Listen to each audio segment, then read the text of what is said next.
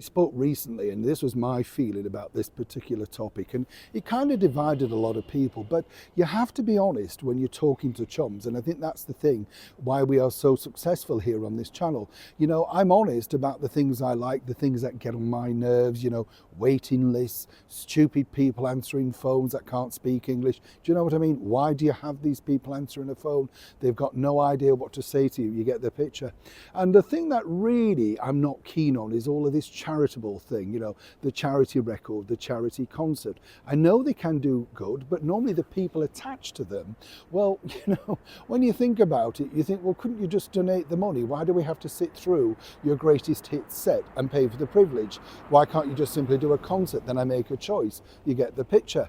But of course, over in LA, Los Angeles, which is going through a terrible time, all thanks to those devastating fires, of which my heart truly goes out to you, because, you know, to lose everything is just horrendous through no fault of your own, just, you know, whichever way you want to believe, whether it's a freak of nature, an act of nature, or arsonist, nobody knows at this stage, but there you go. Now, as we know, there's going to be a concert put together at Fire Aid on the 30th of January.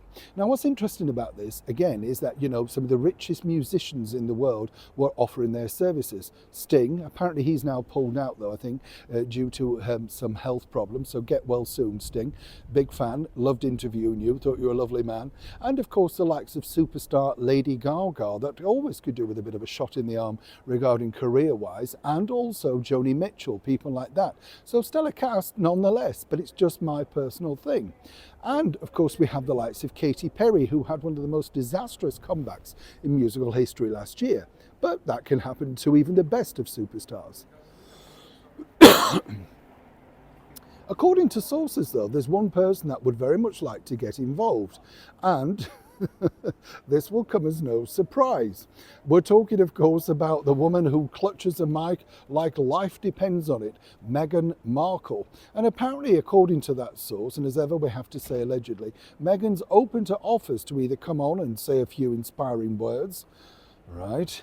And of course, she could bring along Prince Harry, who could also say a few inspiring words, or they could simply come on and introduce some of the acts. Now, if you remember, Meghan's not shy about wanting to introduce acts. She was quite keen on coming over just for the coronation to introduce some of the acts for that special concert, but that didn't come through either.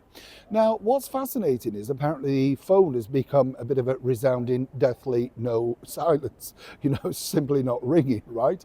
Now, one might suspect, given the fact that Katy Perry's been given another shot in the arm for her career by being the headlined act over in Vancouver, Canada, Whistler, etc., for the Invictus Games, couldn't she persuade these people that perhaps a dose of Meghan on Fire Aid on January the 30th could be just the right amount of publicity injection that's needed?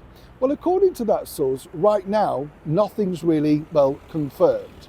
Now, if all else fails, I've been told from an excellent source in Montecito that Meghan and Harry are more than happy to offer a video message. Aren't they always? But the bottom line is they want this to be an inspiring event that raises as much money as possible and, of course, you know, does good for the community.